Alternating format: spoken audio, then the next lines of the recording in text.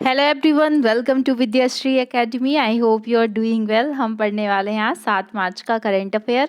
Start करते हैं आज के थॉट से। आज का थॉट है, भूल जाओ सारे रंग, होली खेलो होली के सब रंग। तो wish you happy Holi to all of you. ये होली का त्यौहार आप सभी के जीवन में नए रंग, नया उत्साह, नया जोश और जुनून लेकर आए और आप अपने लक्ष्य में ज़रूर सफल हो जाएं, मेरी यही कामना है। स्टार्ट करते हैं आज के फर्स्ट क्वेश्चन से। आज का फर्स्ट क्वेश्चन है, विश्व श्रवण दिवस कब मनाया जाता है? तो जो विश्व श्रवण दिवस है ये मनाया जाता है 3 मार्च को। अब 3 मार्च को हमने एक और दिन डिस्कस किया था, जो क्या था, जो वर्ल्ड वाइल्ड लाइफ डे है वो भी 3 मार्च को मनाया जाता है। जो विश्व श्रवण दिवस है उसकी थीम थी जीवन के लिए सुनना, ध्यान से सुनना। फिर ग्रीन मफलर, ग्रीन मफलर का नाम आपने सुना होगा। इसका जो संबंध है वो है ध्वनि प्रदूषण से। और जो लाइकेन है, ये प्रश्न कई बार पूछा गया है कि जो लाइकेन होता है वो किसका सूचक होता है? तो वो वायु प्रदूषण का सूचक होता है। फिर इन्वायरमेंट से रिलेटेड कुछ और फैक्ट, जैसे आपसे पूछा जा सकता है कि जो 1972 का एक्ट है वन्य जीव संरक्षण अधिनियम, ये कब आया था? 1972 में आया था। इसके अलावा आपसे पूछा जा सकता है कि 1986 का पर्यावरण संरक्षण अधिनियम 1986 में आया था। और आपको याद रखना है कुछ महत्वपूर्ण दिन, जैसे कि 5 जून को विश्व पर्यावरण दिवस मनाया जाता है, 22 मार्च को विश्व जल दिवस मनाया जाता है, 22 अप्रैल को विश्व पृथ्वी दिवस मनाया जाता है, 22 मई को बायोडाइवर्सिटी डे मनाया जाता है, 16 सितंबर को कौन सा मनाया जाता है? तो ओजोन परत के संरक्षण से रिलेटेड डे मनाया जाता है। तो ये महत्वपूर्ण प्रश्न था। फिर आपने एक रेलवे से रिलेटेड क्वेश्चन है, ये क्वेश्चन तो मतलब लास्ट ईयर के बजट में ये प्रावधान आया था कि भारतीय रेलवे ने 2 ट्रेनों की पूरी गति से आगे बढ़ने के लिए स्वचालित ट्रेन प्रणाली को घोषित किया गया था। मतलब ऐसी कौन सी ट्रेनों की प्रणाली थी जो क्या करेगी, स्वचालित ट्रेन सुरक्षा प्रणाली के रूप में काम करेगी? तो वो है कवच। तो ये प्रश्न अभी अभी कोई से एग्जाम में पूछा गया था, इसलिए डाला गया है कि जो कवच प्रणाली है वो क्या करेगी कि ऑटोमेटिक जो ट्रेन की सिक्योरिटी से रिलेटेड है, इसमें क्या होगा, जैसे कि आपने सुना होगा रेडियो फ्रिक्वेंसी आइडेंटिफिकेशन, और जो ऑटोमेटिक अगर आप जाते हैं तो फ्रिक्वेंसी के थ्रू क्या होता है, ऑटोमेटिकली गेट खुल जाते हैं। उसी तरीके से ये जो सिस्टम है कवच प्रणाली इसी पर काम करेगी और ये 2000 किलोमीटर तक के रेलवे नेटवर्क को कनेक्ट करने का कार्य करेगी। फिर रेलवे से रिलेटेड एक क्वेश्चन आपसे पूछा जा सकता है कि रेल बजट और आम बजट को एक साथ अलग अलग किस कमेटी की रिकमेंडेशन पर किया गया था? तो वो था एकवर्थ कमीशन।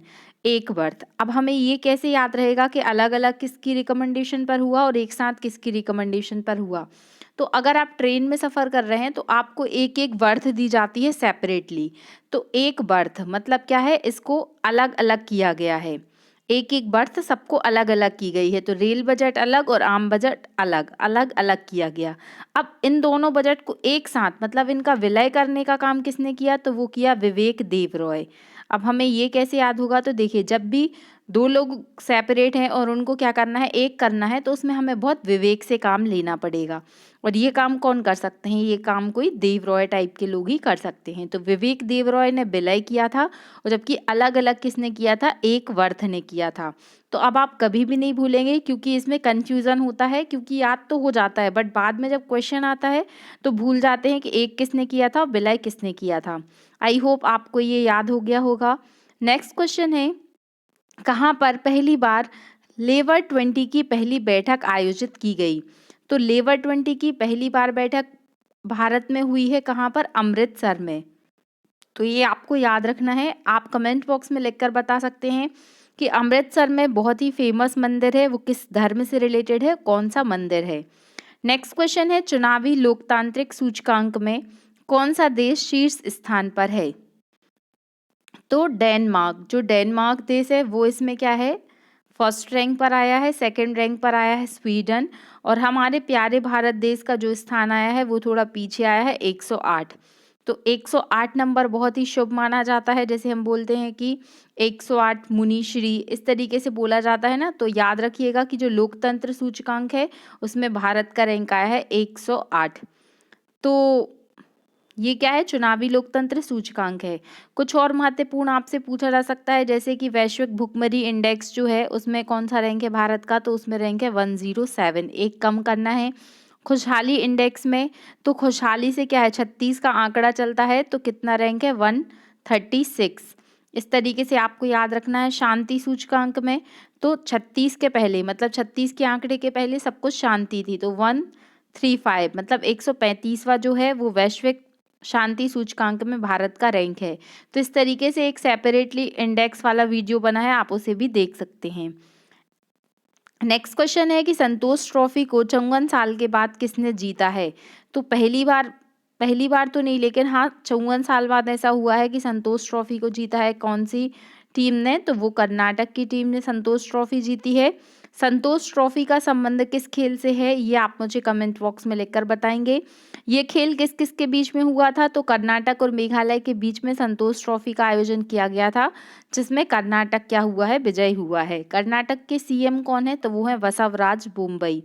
कर्नाटक की बात आई है तो आपको पता होना चाहिए कि नंबा क्लिनिक 108 नंबा क्लिनिक खोलने का जो शुभारंभ किया था वो भी कर्नाटक ने किया था।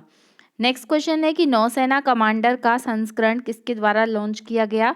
तो राजनाथ सिंह जी के द्वारा नौसेना कमांडर का पहला संस्करण लॉन्च किया गया। ये देख सकते हैं।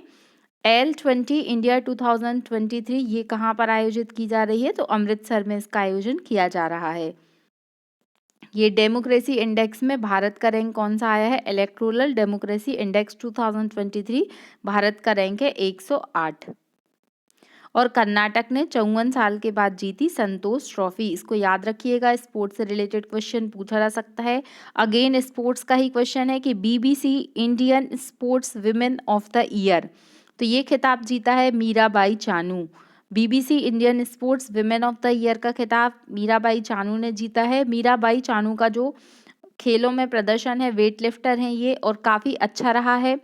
मीराबाई चानू का संबंध भारत के किस राज्य से है, ये आपको कमेंट बॉक्स में लिखकर बताना है। नेक्स्ट क्वेश्चन है विशेष शासन शिविरों का उद्घाटन किया गया, कहाँ पर किया गया? तो जम्मू कश्मीर में किया गया। तो ये जो शरणार्थी हैं उनको सुरक्षा देने के लिए किया गया है। तो जम्मू कश्मीर की बात आई है तो जम्मू कश्मीर से रिलेटेड कुछ और पॉइंट, जैसे अभी हमने कुछ दिन पहले डिस्कस किया था कि एशिया की जो सबसे लंबी साइकिलिंग रेस है वो कहाँ से शुरू हुई है? जम्मू कश्मीर से स्टार्ट होकर कन्याकुमारी तक चलेगी। खेलो इंडिया विंटर गेम्स का जो तीसरा संस्करण है इसका आयोजन जम्मू कश्मीर में हुआ है। लिथियम के भंडार कहाँ पर मिले हैं? तो बहुत अधिक मात्रा में लिथियम के भंडार जम्मू कश्मीर में मिले हैं। Dachigam national park, Kishtwar national park और सलीम अली नेशनल पार्क कहाँ पर स्थित हैं? तो ये जम्मू कश्मीर में स्थित हैं। तो इतने प्रश्न आपको जम्मू कश्मीर से रिलेटेड पता होने चाहिए। नेक्स्ट क्वेश्चन है गो ग्रीन गो ऑर्गेनिक पहल की शुरुआत डाक विभाग के द्वारा किस राज्य में की गई है? तो गो ग्रीन गो ऑर्गेनिक ये पहल शुरू की है सिक्किम ने। अब ये कैसे याद रहेगा कि सिक्किम ने शुरू की है? मतलब सिक्किम मतलब लोग कम बीमार पड़ेंगे यदि वो ऑर्गेनिक कल्चर को अपनाते हैं, तो ऐसा आप याद कर सकते हैं सिक्किम। इससे आपको हमेशा याद रहेगा कि जो ऑर्गेनिक गो ग्रीन, अगर आप क्या है ग्रीनरी की तरफ जाएंगे, गो ऑर्गेनिक मतलब ऑर्गेनिक कल्चर को अगर आप अपनाएंगे, ऑर्गेनिक खेती को आप अपनाएंगे तो क्या होगा? सिक कम पड़ेंगे। तो सिक्किम में ये पहल शुरू हुई है गो ग्रीन गो ऑर्गेनिक। और आपको ये भी पता होना चाहिए कि इंडिया का फर्स्ट ऐसा स्टेट है सिक्किम जहाँ पर 100% जिसे ऑर्गेनिक राज्य घोषित किया गया है। तो अब आपको हमेशा याद रखना है कि सिक्किम कम बीमार लोग कहाँ पर पड़ेंगे? जहाँ पर क्या होगा? ग्रीन खेती होगी। आई होप आपको ये याद हो गया होगा। ये आप देख सकते हैं BBC Indian sports women of the year है मीराबाई चानू, ये है जम्मू कश्मीर, और ये है सिक्किम की पहल गो ग्रीन गो ऑर्गेनिक। इससे क्या होगा? ट्री को सेव किया जा सकता है, वाटर को सेव किया जा सकता है, एनर्जी को सेव किया जा सकता है, और इन सब के कारण ओवरऑल जो पोल्यूशन है वो क्या हो जाएगा? कम हो जाएगा। आज का लास्ट क्वेश्चन है कि इलेक्ट्रिक वाहनों की खरीद पर रोड टैक्स व पंजीयन शुल्क को माफ करने की घोषणा किस सरकार ने की है? तो ये उत्तर प्रदेश के योगी आदित्यनाथ जी का कहना है कि इलेक्ट्रिक व्हीकल अगर आप खरीदते हैं तो आपको रोड टैक्स और जो रजिस्ट्रेशन पर जो रजिस्ट्रेशन चार्ज लगता है उसमें क्या हो जाएगी, उसको माफ़ किया जाएगा। तो ये उत्तर प्रदेश की काफ़ी अच्छी पहल है। आज का क्वेश्चन ऑफ द डे है कि विश्व नागरिक सुरक्षा दिवस कब मनाया जाता है। विश्व नागरिक सुरक्षा दिवस कब मनाया जाता है? यदि आपने मेरा इम्पोर्टेंट डेज फरवरी और मार्च वाला वीडियो देखा है तो आपको डेफिनेटली इसका आंसर बन जाएगा। चलिए स्टार्ट करते हैं कल के करंट अफेयर का रिवीजन। फर्स्ट क्वेश्चन हमने पढ़ा था कि राष्ट्रीय सुरक्षा दिवस कब मनाया जाता है, तो ये मनाया जाता है 4 मार्च को। 6 मार्च 2023 को पहला नौसेना कमांडर सम्मेलन का आयोजन किस स्वदेशी पोत पर किया गया, तो आईएनएस विक्रांत पर किया गया था। नैनो यूरिया के बाद नैनो डीएपी उर्वरक को लॉन्च किसके द्वारा किया गया है, तो इफ्को के द्वारा इसको बनाया गया है और वर्तमान में स्वास्थ्य मंत्री जो हैं डॉक्टर मनसुख मंडाविया जी के द्वारा इसको लॉन्च किया गया है। तो इसको याद रखिएगा। दुनिया का पहला 200 मीटर लंबा मास क्रैश वॉरियर बैरियर बाहुबली का उद्घाटन कहाँ पर किया गया है, तो ये विदर्भ महाराष्ट्र में इसकी शुरुआत की गई है। जूनियर कबड्डी वैश्विक चैंपियनशिप 2023 का खिताब किसने जीता है, तो भारत ने जीता है। किसको हरा के जीता है, तो ईरान को हराकर जीता है। सशस्त्र सीमा बल का नया डीजी किसे नियुक्त किया गया है, वो है रश्मि शुक्ला जी। सुरक्षित शहर परियोजना की शुरुआत हुई है कर्नाटक से और शहरी शीतलन पहल को सबसे पहले किस शहर से लॉन्च किया गया है, तमिलनाडु से लॉन्च किया गया है। तो ये आपको याद रखना है। कल मैंने आपसे क्वेश्चन पूछा था कि प्रवासी भारतीय दिवस 2023 के मुख्य अतिथि कौन थे, तो गुयेना देश के राष्ट्रपति थे। बहुत कम लोगों ने जो है इस क्वेश्चन का आंसर दिया था। तो अगर आपको नहीं पता है तो आप सर्च करके बताएं, बट आंसर आप जरूर दें, उससे आपका ही फायदा होगा। तो ये कल का और आज का करंट अफेयर हमने पढ़ा। अगर आपको ये वीडियो लेक्चर अच्छा लग रहा है तो please like share and subscribe. अपने दोस्तों तक इस वीडियो की लिंक ज़रूर पहुंचाएं।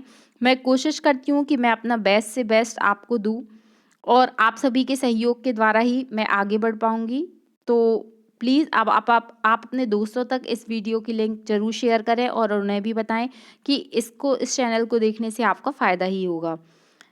Wish you happy Holi to all of you. Holi खेलें, होली के रंगों के साथ कोशिश करें कि हम अपनी ज़िंदगी में भी बहुत अच्छे अच्छे खुशहाली के रंग भर सकें, कुछ बन सकें, अपने माता पिता का नाम रोशन कर सकें। इसी भावना के साथ जय हिंद, जय भारत।